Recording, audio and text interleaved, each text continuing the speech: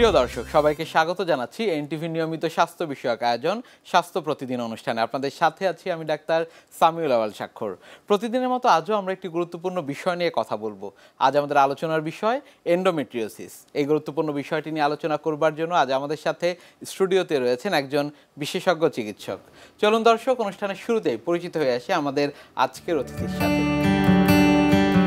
সহযোগী অধ্যাপক ডাক্তার জয়শ্রী সাহা ১৯৮১ সালের জুলাই মাসে ফরিদপুর জেলায় জন্মগ্রহণ করেন। তিনি ২০০৩ সালে ঢাকা মেডিকেল কলেজ থেকে MBBS ডিগ্রি অর্জন করেন। এরপর তিনি চিকিৎসা বিজ্ঞানে উচ্চতর FCPS ডিগ্রি লাভ করেন। বর্তমানে তিনি পপুলার মেডিকেল কলেজ ও হাসপাতালে অবস ও গাইনি বিভাগের সহযোগী অধ্যাপক হিসেবে কর্মরত। আপনাকে স্বাগত জানাচ্ছি আমাদের আজকের এই আয়োজনে। ধন্যবাদ স্বাক্ষরকে। ম্যাডাম, এন্ডোমেট্রিওসিস একেবারে অনুষ্ঠানের শুরুতে আসলে আপনার কাছে যে বিষয়টি জানবার রয়েছে সেটি হচ্ছে এন্ডোমেট্রিওসিসকে কেন্দ্র করে আপনাদের কোনো ধরনের পরিকল্পনা রয়েছে কিনা, কিংবা সচেতনতার যে জায়গাটি সেটি আসলে আপনারা পালন করছেন কিনা। এন্ডোমেট্রিওসিস আমরা দেখছি যে এর প্রকোপটা দিন দিন হয়তো বেড়েই যাচ্ছে। এর কারণ হতে পারে যে মানুষ এখন অনেকটা সচেতন বা বুঝতে শুরু করেছে আসলে যে এন্ডোমেট্রিওসিস নামে আলাদা একটা ডিজিজ আছে, বা এটা যে সব বয়সের মানুষকে অ্যাফেক্ট করতে পারে, একদম পিউবার্টি থেকে শুরু করে দেখা যাচ্ছে যে মেনোপজ পর্যন্ত, এবং এক একটা বয়সে মেয়েদের সিমটমটা এক এক ধরনের হয় বা তাদের কষ্টটা এক একভাবে আমাদের কাছে আসে। তো তার সঙ্গে সঙ্গে ইনভেস্টিগেশনও আমরা বলবো যে বেশ এখন হেল্পফুল, যার জন্য এটা কিন্তু এখন আমরা অনেক বেশি পেয়ে থাকি। আর এই সচেতনতা তৈরি করার জন্য মার্চ মাসটাকে কিন্তু পুরোটাই পালন করা হয় এন্ডোমেট্রিওসিস মাস হিসাবে। এবং তুমি জেনে খুশি হবে, বা আমার দর্শক শ্রোতা যারা আজকে দেখছেন বা শুনছেন, আমরা কিন্তু বিভিন্ন মেডিকেল কলেজে, তারপর দেখা যাচ্ছে একদম গ্রাসরুট লেভেলেও আমরা এই পুরো মাসটাকেই বিভিন্নভাবে আমরা যাতে সবাইকে আমরা জানাতে পারি বা শেখাতে পারি, সেজন্য আমরা এটাকে স্পেশালি পালন করছি।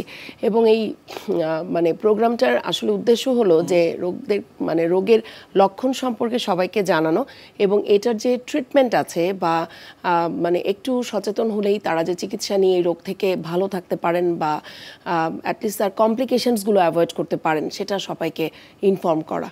এন্ডোমেট্রিওসিস সেটি বলতে আসলে কি বোঝায়, একেবারে সংক্ষেপে একটু জানবো আপনার কাছে। এন্ডোমেট্রিওসিস আসলে এন্ডোমেট্রিয়াল টিস্যু। আমরা জানি যে জরায়ুর অনেকগুলো লেয়ার থাকে, 3টা লেয়ারের মধ্যে একটা লেয়ার হচ্ছে এন্ডোমেট্রিয়াম, যেটা জরায়ুর একেবারেই ভিতরে থাকে।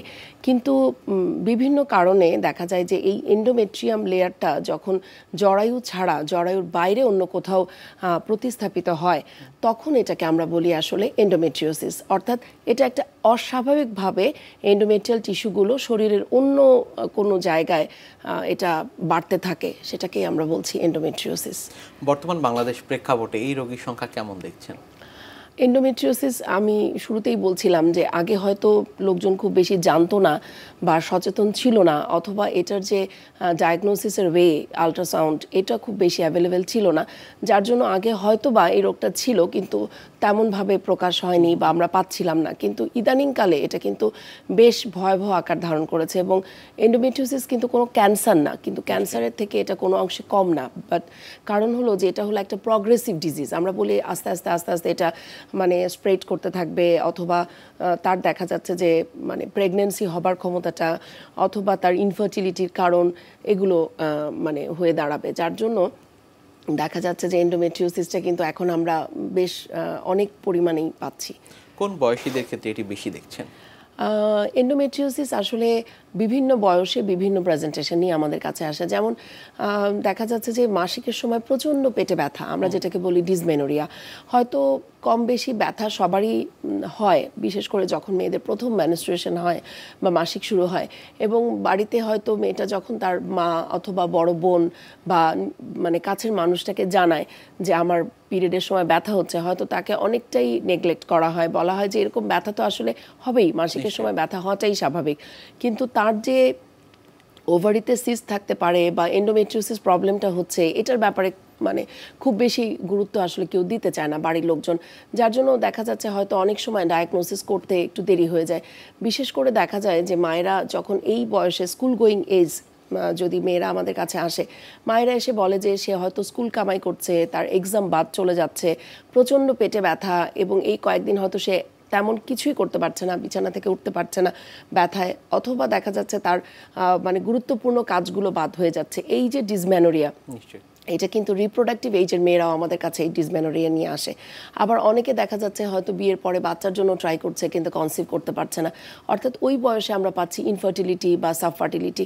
আবার অনেকে দেখা যাচ্ছে যে খুব কষ্ট হয়, যে পিরিয়ডের সময় এত ব্যথা যে তার প্রস্রাব পায়খানা করতে কষ্ট হচ্ছে, এবং যারা রিপ্রোডাক্টিভ এইজের মেয়ে থাকে অনেকেই বলে ডিসপ্যারোনিয়া, ফিজিক্যাল রিলেশনে কষ্ট হচ্ছে, অথবা একদমই সে মানে এই কনজুগাল লাইফটা লিড করতে পারছে না। এগুলো হলো আমি বুঝাতে চাচ্ছি আসলে এক একটা বয়সে মেয়েদের প্রেজেন্টেশন এক এক রকম। জাস্ট মেনস্ট্রুয়েশনের শুরুটা পিউবার্টি থেকে ম্যানোপজ পর্যন্ত বিভিন্ন বয়সে আসলে পেশেন্ট আমাদের কাছে আসে বা আমরা পাই। এন্ডোমেট্রিওসিসের কি কি কারণগুলো রয়েছে? এন্ডোমেট্রিওসিসের আসলে স্পেসিফিক কোনো কারণ জানা যায় না, আমরা ধরে নিই যে এটা জেনেটিক, অথবা বিভিন্ন থিওরিটিক্যাল আসলে বর্ণনা বা ব্যাখ্যা আমরা পাই। দেখা যাচ্ছে যে কোনো কারণে যদি কোনোভাবে তার এন্ডোমেট্রিওটিক টিস্যুগুলো শরীরের বিভিন্ন জায়গায় প্রতিস্থাপিত হয়, সেখানেই কিন্তু তার এন্ডোমেট্রিওসিসের মানে প্রবলেমটা শুরু হতে পারে। যেমন যদি অনেকের এটা লাংসে চলে আসে এন্ডোমেট্রিয়াল টিস্যুগুলো, কিন্তু সেটা তো আসলে ইউট্রাস থেকে আসছে না, এটা কোনোভাবে হয়তো সেখানে চলে গেছে, কিন্তু দেখা যাচ্ছে যে মেয়েটার প্রতিবার মাসিকের সময় তার কাশির সাথে হয়তো তার ব্লিডিং হচ্ছে, অথবা দেখা যাচ্ছে যে তার প্রিভিয়াস কোনো অপারেশনের জায়গায় হয়তো এটা মানে স্থাপিত হয়েছে, আমরা এটাকে বলি স্কার এন্ডোমেট্রিওসিস। দেখা যাচ্ছে প্রতিবার পিরিয়ডের সময় তার ওই সেলাইয়ের জায়গাতে প্রচণ্ড ব্যথা এবং জায়গাটা ফুলে যাচ্ছে, এবং ওই প্রেজেন্টেশন নিয়ে এসে আমাদের কাছে আসছে। আসলে এটা স্পেসিফিক কোনো কারণ নেই, তবে এটা ইমিউনোলজিক্যাল, কখনো বলে জেনেটিক, কখনো বলছে যে কোনো কারণ ছাড়াই এটা হচ্ছে। আসলে কার হবে কার হবে না এটা আগে থেকে প্রেডিকশন পসিবল না। কখন আসলে চিকিৎসকের কাছে আসবে? কারণ আমরা মূলত অনেক সময় দেখি যে চিকিৎসকের শরণাপন্ন কেউ হচ্ছেন না, সেই সময়টি কখন? আসলে এন্ডোমেট্রিওসিস সবসময় যে সিমটম প্রডিউস করে তা কিন্তু না। আমরা অনেক সময় দেখি যে হয়তো আমরা বলি কোইন্সিডেন্টাল ডায়াগনোসিস, পেশেন্ট সাপোজ সে বাচ্চার জন্য ট্রাই করছে, তার তেমন কোনো ব্যথা নেই, মাসিকেও ব্যথা নাই, তার কনজুগাল লাইফেও কোনো প্রবলেম হচ্ছে না, কিন্তু সে কনসিভ করতে পারছে না। তার হয়তো টেস্ট করতে গিয়ে দেখা গেল যে তার ওভারিতে বেশ বড় বড় সিস্ট, অথবা তার পেটের মধ্যে অনেক বেশি অ্যাডহেশন, যার জন্য তার টিউবাল মটিলিটিটা নষ্ট হয়ে যাচ্ছে, সে কনসিভ করতে পারছে না। এই জন্য আসলে এটা যে সবসময়ই সিমটম নিয়ে আসে তা কিন্তু না। অনেক ক্ষেত্রে আমরা দেখি যে এটা কোইন্সিডেন্টাল ডায়াগনোসিস হিসেবেও আমাদের কাছে আসতে পারে। ডায়াগনোসিসের যে বিষয়টি রয়েছে সেটি নিয়ে একটু আপনার কাছে জানবো, কি কি পরীক্ষা নিরীক্ষার প্রয়োজন হয়, কিংবা হিস্ট্রির যে বিষয়টি রয়েছে সেটি আসলে আপনারা কিভাবে নির্ধারণ করেন যে এন্ডোমেট্রিওসিস হয়েছে? এন্ডোমেট্রিওসিসের যেটা আমি বলছিলাম, আসলে সবসময় যে প্রেজেন্টেশন থাকবে একদম টিপিক্যাল ডিসমেনোরিয়া, অথবা তার ডিসপ্যারোনিয়া, অথবা মাসিক চলাকালীন তার পেশাব পায়খানা করতে গেলেও প্রচণ্ড ব্যথা হচ্ছে, সে দাঁড়াতে পারে না, এবং থ্রু আউট দ্য সাইকেল দেখা যাচ্ছে তার একটা ডিসকমফোর্ট, লোয়ার অ্যাবডোমেনে, তলপেটে সবসময় একটা ব্যথা, এই ধরনের তার একটা অসুবিধা মানে থাকে।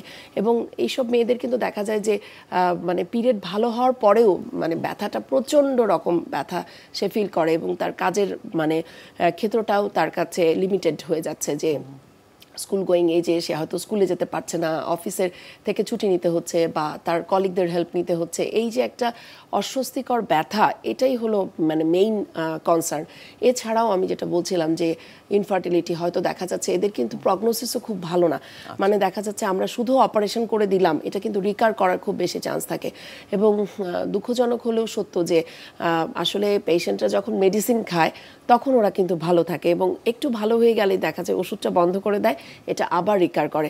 একবার অপারেশন করে দিলাম, সিস্ট ফেলে দিলাম, এটা আবার রিকার করে, যার জন্য এটার কিন্তু প্রগনোসিসটা খুব ভালো না। এবং পেশেন্টকে খুব ভালো মতো কাউন্সেলিং করা, বুঝানো, তার ফ্যামিলি মেম্বারদের হেল্প নেওয়া, যে রেগুলার ডাক্তারের কাছে আসা, একটা ইনভেস্টিগেশন করে দেখা ভালো জায়গা থেকে অবশ্যই, কারণ সোনোগ্রাফি সবাই পারবে না, সবাই কিন্তু ডায়াগনোসিসটাও আসলে করতে পারে না, এবং অনেক ক্ষেত্রে দেখা যায় মিস ডায়াগনোসিস হয়ে বা ম্যাল হ্যান্ডলিং হয়ে অপারেশন হয়ে তার হয়তো ওভারি স্যাক্রিফাইস করতে হচ্ছে, বা তার ফিউচার লাইফ অথবা রিপ্রোডাক্টিভ লাইফটাই হয়তো মানে কম্প্রোমাইজ হয়ে যায়।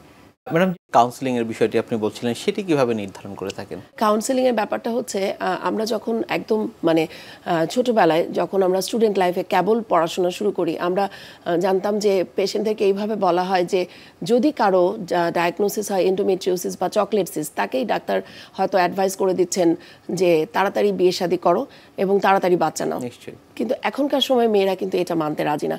প্রত্যেকেই ক্যারিয়ারিস্টিক, সবাই দেখা যাচ্ছে লেখাপড়া শেষ করে আরও হায়ার ডিগ্রি নিবে, অথবা তারা একটা মানে লাইফে একটা সেটেলমেন্ট সবাই চায়, যার জন্য দেখা যাচ্ছে যে তাদের কিন্তু মানে ফ্যামিলি মানে স্টার্ট করতেই বেশ দেরি হয়ে যাচ্ছে। কিন্তু এন্ডোমেট্রিওসিসে বলছে যে তাড়াতাড়ি বেবি নাও, তাড়াতাড়ি ফ্যামিলি কমপ্লিট করো, তাহলে তো ব্যাপারটা কন্ট্রাডিক্টরি হয়ে যাচ্ছে। মেয়েদের আসলে তাহলে কি করতে হবে, বা যদি কোনো কারণে আসলে ডায়াগনোসিস এন্ডোমেট্রিওসিস হয়েই যায় তার কি করা? এই তখনই আসবে যে কাউন্সেলিংয়ের ব্যাপারটা, যে হাজব্যান্ডকে বা তার লাইফ পার্টনারকে বোঝানো, তার ফ্যামিলি মেম্বারদেরকে বোঝানো যে যেহেতু এটা একটা প্রোগ্রেসিভ ডিজিজ, ক্যারিয়ার তো থাকবেই, কিন্তু পাশাপাশি আসলে তার ফ্যামিলির ব্যাপারেও আমরা জোর দিব। কিন্তু যে মেয়েটা আনম্যারিড, তাকে কিভাবে আমি জোর জবরদস্তি করে বিয়ে দিয়ে তাকে বাচ্চা নিতে বাধ্য করা, এটা তো করা যাবে না। আমাদের দেশে কিন্তু এন্ডোমেট্রিওসিসের এখন অনেক ভালো ভালো ড্রাগ ট্রিটমেন্ট আছে। আমরা বিভিন্ন ধরনের হরমোন প্রোফাইল করাই টাইম টু টাইম, এবং তার সঙ্গে সঙ্গে আমরা কিন্তু ড্রাগগুলো প্রেসক্রাইব করি। এবং মূলত প্রোজেস্ট্রোজেন যে ড্রাগগুলো বিভিন্ন ধরনের আছে, হরমোন প্রিপারেশন এখন বাজারে পাওয়া যায়, প্রোজেস্ট্রোজেন, তার সঙ্গে দেখা যায় জিএনআরএইচ অ্যানালগ, এগুলো শুধু ডোজ অ্যাডজাস্টমেন্ট করে আমরা কিন্তু ট্রিটমেন্ট হিসেবে পেশেন্টদেরকে দিয়ে থাকি। পরবর্তীতে আর চিকিৎসা পদ্ধতি কি রয়েছে? এছাড়াও আমরা ল্যাপ্রোস্কোপিক্যালি আমরা অপারেশনগুলো করে থাকি, কারণ ল্যাপ্রোস্কোপি আমাকে মানে শুধু যে তার থেরাপিউটিক মানে সমাধানটা দিচ্ছে তা না, আমার ডায়াগনোসিসটা কনফার্ম করার জন্যও কিন্তু ল্যাপ্রোস্কোপির হেল্প আমরা নেই। আসলে অনেক ক্ষেত্রে দেখা যায় যে শুধুমাত্র তলপেটের আলট্রাসোনোগ্রাফি অথবা ট্রান্সভাজেনাল সোনোগ্রাফি ডায়াগনোসিসের জন্য যথেষ্ট না। আমাদের গোল্ড স্ট্যান্ডার্ড ইনভেস্টিগেশন হচ্ছে ল্যাপ্রোস্কোপি। ল্যাপ্রোস্কোপির মাধ্যমে আমরা ডায়াগনোসিসটা কনফার্ম করতে পারি, কারণ পেরিটোনিয়াল ক্যাভিটি যেহেতু পুরোটাই ল্যাপ্রোস্কোপির মাধ্যমে দেখা সম্ভব, আমরা কিন্তু ওইখানেই বলে দিতে পারি যে তার ডায়াগনোসিসটা মোটামুটি কনফার্ম করে দেওয়া যায়, এবং স্টেজিং করা যায়। স্টেজিং করে আমরা তার পরবর্তী প্ল্যানটা আমরা ঠিক করতে পারি। যেমন এটা যদি মিনিমাম এন্ডোমেট্রিওসিস হয়, এই ঈদে জামা জুতো অ্যাক্সেসরিজের ডিসকাউন্ট। আমরা আপনার কাছ থেকে জানবো সার্জিক্যাল ট্রিটমেন্ট কি রয়েছে এই এন্ডোমেট্রিওসিসের। হ্যাঁ, সার্জিক্যাল ট্রিটমেন্টটা আসলে যেহেতু বয়স একটা ব্যাপার, আমরা যে কোনো ট্রিটমেন্ট প্ল্যান করতে গেলে আমরা কিন্তু ঠিক করি যে তার আসলে বয়স কেমন, বা তার আসলে ফ্যামিলি কমপ্লিট কিনা, তার বাচ্চা কাচ্চা কয়জন, অথবা তার ভবিষ্যতে আসলে বাচ্চার প্রয়োজন আছে কিনা। আসলে ডেফিনিটিভ সার্জারি যদি আমরা বলি, তাহলে হচ্ছে তার ইউট্রাস এবং ওভারিগুলো রিমুভ করে দেওয়া, যেটাকে আমরা বলছি total laparoscopic hysterectomy with bilateral salpingo-oophorectomy. কিন্তু এই যে জরায়ু ফেলে দেওয়া বা ওভারি ফেলে দেওয়া, এটা কিন্তু একটা সার্টেন এজে গিয়ে আমরা করি। কারণ হচ্ছে যে যখনই জরায়ু ফেলে দেওয়া হচ্ছে তখন কিন্তু তার মেনস্ট্রুয়েশন হবে না, সে আর কখনোই বাচ্চা নিতে পারবে না। কাজেই তার আগের যে স্টেপগুলো সেটা হচ্ছে যে জাস্ট ল্যাপারোস্কোপিক্যালি আমরা সিস্টগুলো অপারেশন করে ফেলে দিই, অথবা অ্যাডিশনগুলো রিমুভ করে দিই, তার টিউবটাকে হয়তো প্যাটেন্ট করার ব্যবস্থা করি, অথবা টিউবাল অ্যানাটমিটা আমরা ঠিক করে দিই যাতে করে সে প্রেগনেন্সি নিতে পারে। এটা একটা সার্জারি যেটাকে আমরা বলি কনজারভেটিভ সার্জারি। জাস্ট ল্যাপারোস্কোপি করে আমরা ভিতরের অনেক কিছু আমরা প্ল্যান করে দিব। কিন্তু এই যে ল্যাপারোস্কোপিক্যালি আমরা করছি তাতেই কি মানে তার সিমটম 100% রিলিফ হবে অথবা সে বাচ্চা নিতে পারবে সেটা কিন্তু না। এই ক্ষেত্রেও আসলে কাউন্সেলিংয়ের প্রয়োজন হয় পেশেন্টকে বা তার বাড়ির লোকজনকে, যে সিস্ট একবার ফেলে দিলেও যেহেতু আবার হতে পারে, ল্যাপারোস্কোপি অপারেশনটাই তার লাস্ট ট্রিটমেন্ট না, তাকে আসলে রেগুলার ডাক্তারের চেক আপ ফলো আপে থাকতে হবে এবং নিয়মিত তাকে মেডিসিন নিতে হবে। এবং কিছুটা হলো সিমটোম্যাটিক রিলিফ হলো, কিন্তু তারপরেও মেডিসিনের মাধ্যমে আমরা তাকে রিলিফ দিতে পারি। আর সে যদি প্রেগনেন্সি নিতে চায় তাহলে আবার তাকে এআরটি ট্রিটমেন্টে যেতে হবে। এন্ডোমেট্রিওসিস চিকিৎসকের কাছে আসছেন না, তার আসলে এই রোগটি রয়েছে, পরবর্তী জীবনে কোন সমস্যার সম্মুখীন তিনি হবেন? এন্ডোমেট্রিওসিস যেহেতু একটা প্রোগ্রেসিভ ডিজিজ, আমি বলছিলাম যে অনেক ক্ষেত্রে থাকে অ্যাসিমটোম্যাটিক, কিন্তু বেশিরভাগ ক্ষেত্রেই দেখা যায় যে পেশেন্ট যত বেশি এটা ডিজিজটা স্প্রেড করবে, যদি এটা কোনো কারণে ব্লাডারে গিয়ে ইমপ্লান্ট হয়, তার কিন্তু প্রতিবার দেখা যাচ্ছে পিরিয়ডের সময় তার হিমাচুরিয়া হচ্ছে, অর্থাৎ প্রস্রাবের সাথে ব্লাড যাচ্ছে। তার যখন পায়খানা যাচ্ছে, সে বাউল মুভ করার সাথে সাথে তার ওটার সাথে ব্লাড যাচ্ছে। এইভাবে যেহেতু ব্লিডিংয়ের একটা কমপ্লেইন পেশেন্টের থাকে বা প্রচণ্ড ব্যথা, বেশিরভাগ ক্ষেত্রে তারা কিন্তু ডাক্তারের কাছে চিকিৎসার জন্যই আসেন। অনেক ক্ষেত্রে দেখা যায় তারা যদি এটাকে হেলাফেলা করেন, প্রচণ্ড ব্যথা এবং তার সাথে তার বাউল ইনভলভমেন্ট, ব্লাডার ইনভলভমেন্ট, এবং আমরা এটাকে বলি সিভিয়ার এন্ডোমেট্রিওসিস পর্যায়ে সেটা চলে যেতে পারে, এবং যার জন্য মানে তার জীবন দুর্বিষহ হয়ে যাওয়া, এবং পরবর্তীতে ডাক্তার যখন সার্জারি করবেন তখন ডাক্তারের জন্য আসলে কেসটা খুবই ডিফিকাল্ট হয়ে যায়। নিশ্চয়ই এন্ডোমেট্রিওসিসের এই বিষয়গুলো নিয়ে আপনার কাছ থেকে আরও জানবো, তবে তার আগে আমাদের এই অনুষ্ঠানে একটি নিয়মিত সেগমেন্ট হচ্ছে বিভিন্ন খাদ্যের পুষ্টি গুণাগুণ সম্পর্কে আমাদের দর্শকদের জানিয়ে দেয়া। প্রিয় দর্শক, দেখছেন স্বাস্থ্য প্রতিদিন। কথা হচ্ছিল খুব গুরুত্বপূর্ণ একটি বিষয় এন্ডোমেট্রিওসিস নিয়ে। অনুষ্ঠানের পর্যায়ে দেখে নেব বিভিন্ন খাদ্যের পুষ্টি গুণাগুণ সম্পর্কে আমাদের পুষ্টিবিদদের কাছ থেকে। চোখ এমন একটি আমাদের শরীরের অঙ্গ যা ছাড়া আসলে আমরা এই পৃথিবীর কোনো কিছু সৌন্দর্য দেখতে পাবো না। এই সৌন্দর্য দেখতে হলে চোখের যত্ন নিতে হবে। এই চোখের যত্ন নিতে হলে কিছু পুষ্টিকর খাবার খেতে হবে, যেই খাবারগুলো আমাদের খাদ্য তালিকায় ইনটেনশনালি রাখতে হবে। আর সেই পুষ্টি উপাদানটি হলো ভিটামিন এ। যদি চোখের জ্যোতি বাড়াতে হয় বা চোখের সুস্থতা ধরে রাখতে হয় তাহলে আমাদের কিন্তু অনেক প্রিকশন নিতে হবে। অনেকেই মনে করি যে আমরা তো ব্যালেন্স খাবার খাচ্ছি বা অমুক খাচ্ছি তমুক খাচ্ছি, আমাদের নিউট্রিয়েন্টের ঘাটতি হতে পারে, এই আইডিয়াটাই আমাদের অনেক সময় আসে না। ভিটামিন এ যদি আমাদের শরীরে কম থাকে সেক্ষেত্রে আমাদের রাতকানা রোগ হয়, এটা আমরা সবাই জানি। কিন্তু এছাড়াও আমাদের চোখের জ্যোতি যে কমতে শুরু করে এই বিষয়টা অনেকেরই সচেতনতার অভাব রয়েছে। স্পেশালি যারা বাচ্চা আছে আমাদের গ্রামগঞ্জে এখনও কিন্তু এই বিষয়টা অনেকেই অসচেতন। সরকারের পক্ষ থেকে এখন পর্যন্ত ভিটামিন এর ক্যাপসুলগুলো কিন্তু নিয়মিত খাওয়ানো হচ্ছে। যারা আমার ভিডিও দেখছেন তাদেরকে অবশ্যই সাজেস্ট করব ভিটামিন এর যে ক্যাপসুলগুলো যখন বাচ্চাদেরকে দেওয়া হয় তখন অবশ্যই সেটি স্কিপ করা যাবে না। এবং আসেন যে বড়দের ক্ষেত্রে কী করব। বড়দের ক্ষেত্রে আমরা অনেকেই মনে করি যে চোখের যত্ন নেওয়ার বিষয়টা আসলে খুব একটা আমরা কেয়ারফুলি চিন্তা করি না।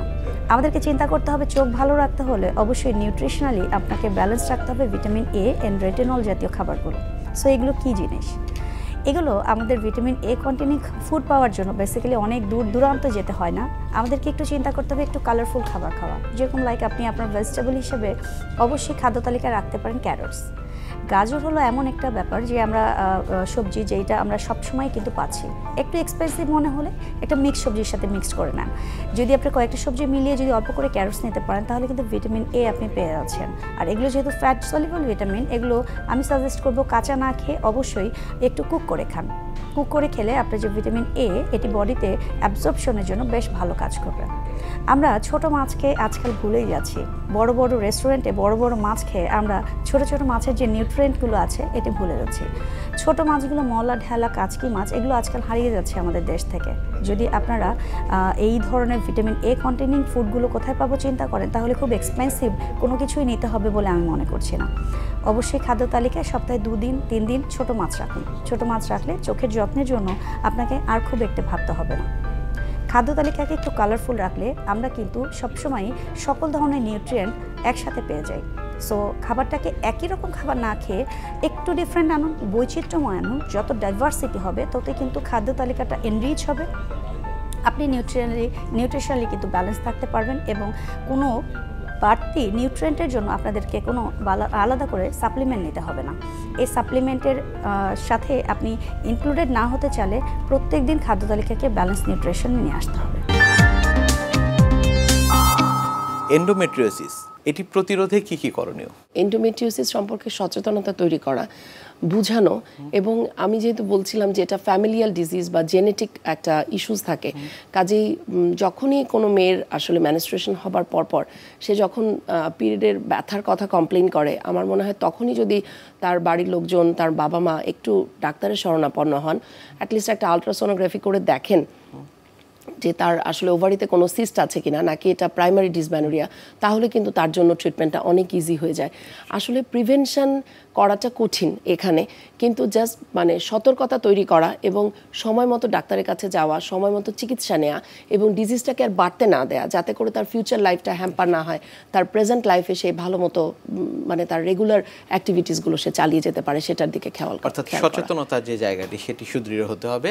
অনেক ধন্যবাদ আপনাকে আমাদের আজকের এই অনুষ্ঠানে আসবার জন্য। ধন্যবাদ তোমাকে, ধন্যবাদ এনটিভির সকল দর্শক শ্রোতা যারা কলাকুশলী কাজ করছেন সবাইকে। প্রিয় দর্শক, এতক্ষণ দেখছিলেন স্বাস্থ্য প্রতিদিন। কথা হচ্ছিল খুব গুরুত্বপূর্ণ একটি বিষয়, এন্ডোমেট্রিওসিস নিয়ে। আশা করি আমাদের এই গুরুত্বপূর্ণ তথ্যগুলো আপনাদের অনেক বেশি উপকারে আসবে। অনুষ্ঠানের পর্যায়ে দেখে নেব কি থাকছে আগামী পর্বে স্বাস্থ্য প্রতিদিন অনুষ্ঠানে। এটার অনেকগুলো রিজন আছে। দেখা যায় যে সবার মুখে একটা নিজস্ব গন্ধ থাকে। এটা নিয়ে প্রথমে এত উড়িদ হওয়ার কারণ নেই। যদি আপনার মুখের গন্ধটা ঘুম থেকে ওঠার পরে বা অনেকক্ষণ মুখটা বন্ধ থাকলে এমনি একটা দুর্গন্ধের সৃষ্টি হয়, এটা কুলি করে ফেললে চলে যায়। এবং এরকম যদি হয় যে কন্টিনিউয়াস এরকম হচ্ছে এবং সেটা মোর দ্যান 15 ডেজ চলে গিয়েছে, তারপরও গন্ধটা যাচ্ছে না, তখন আপনার এটা নিয়ে কনসার্ন হতে হবে। বিশ্বের যে কোনো প্রান্ত থেকে যে কোনো সময় আপনাদের পছন্দের অনুষ্ঠান স্বাস্থ্য প্রতিদিন দেখতে ভিজিট করুন আমাদের পূর্ণাঙ্গ ওয়েব পোর্টাল www.ntvbd.com এ। এছাড়া এনটিভি সব জনপ্রিয় অনুষ্ঠান ও খবরের আপডেট পেতে ভিজিট করুন আমাদের ইউটিউব চ্যানেল ও ভেরিফাইড ফেসবুক পেজে। আজ এখানেই শেষ করছি, আগামীতে আবারও দেখা হবে। সে পর্যন্ত আপনারা সবাই ভালো থাকুন, সুস্থ থাকুন, এনটিভির সাথেই থাকুন। আল্লাহ হাফেজ।